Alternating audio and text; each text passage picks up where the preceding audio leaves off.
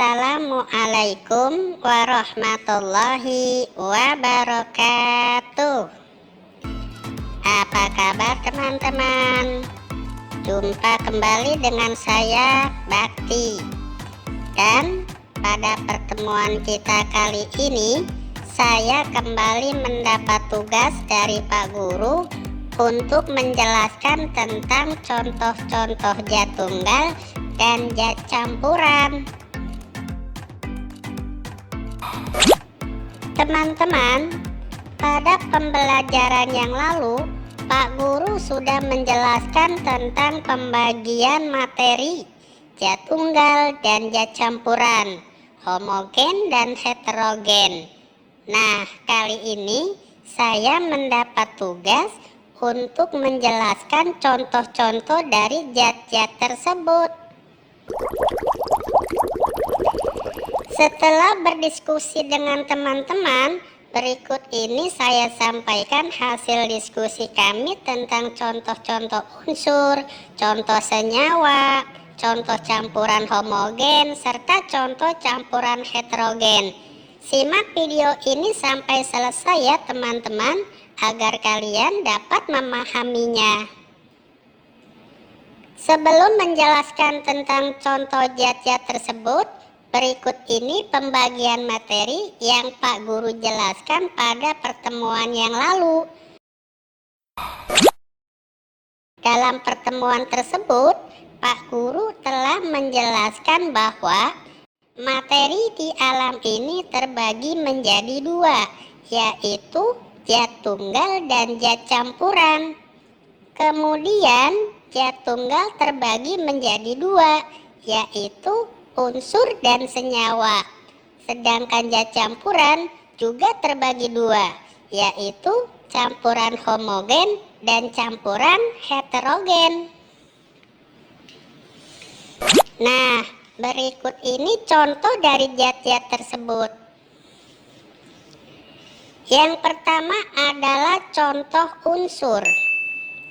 Unsur adalah zat tunggal yang secara kimia sudah tidak dapat disederhanakan lagi.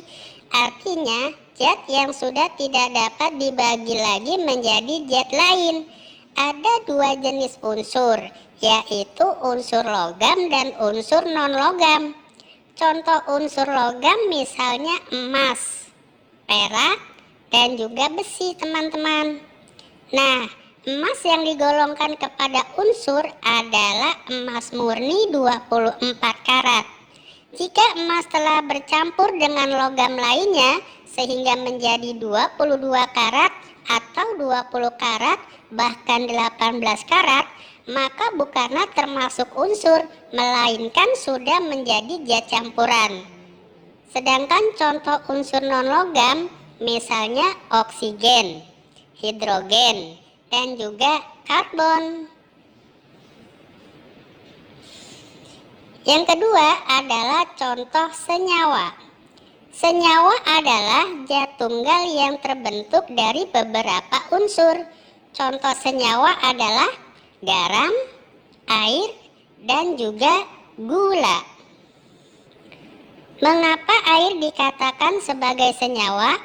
Karena secara kimia, air tersusun dari dua jenis unsur, yaitu hidrogen dan oksigen. Oleh karena itu, rumus molekul air dituliskan sebagai H2O, yang artinya ada dua unsur hidrogen dan satu unsur oksigen. Yang ketiga adalah contoh zat campuran homogen. Sebagaimana kita ketahui bahwa campuran homogen adalah campuran yang menyatu secara sempurna sehingga sulit untuk membedakan zat-zat yang tercampur di dalamnya. Contoh campuran homogen adalah sirup, oralit, dan juga udara. Mengapa sirup dikatakan sebagai campuran homogen atau campuran yang menyatu secara sempurna?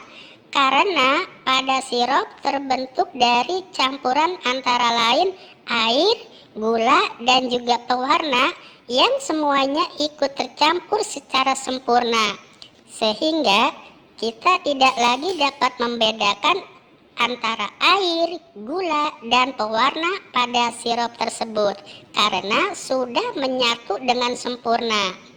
Hal yang sama juga dengan campuran antara air, garam, dan gula pada larutan oralit yang sudah tercampur secara sempurna.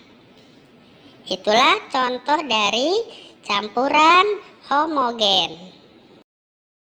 Berikutnya adalah campuran heterogen. Campuran heterogen merupakan kebalikan dari campuran homogen, teman-teman.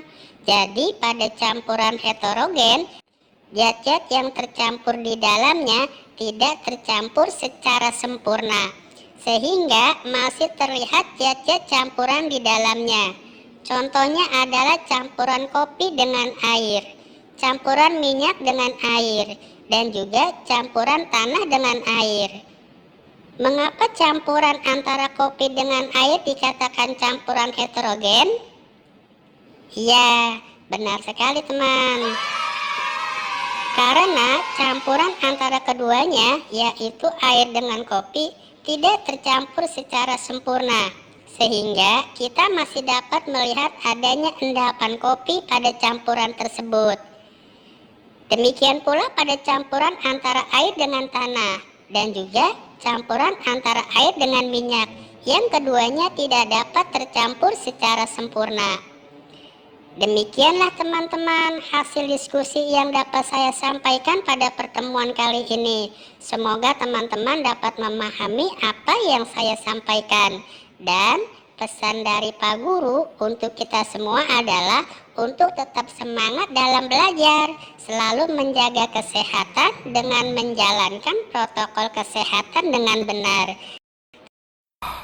Terima kasih, sampai jumpa pada video pembelajaran berikutnya ya. Wassalamualaikum warahmatullahi wabarakatuh.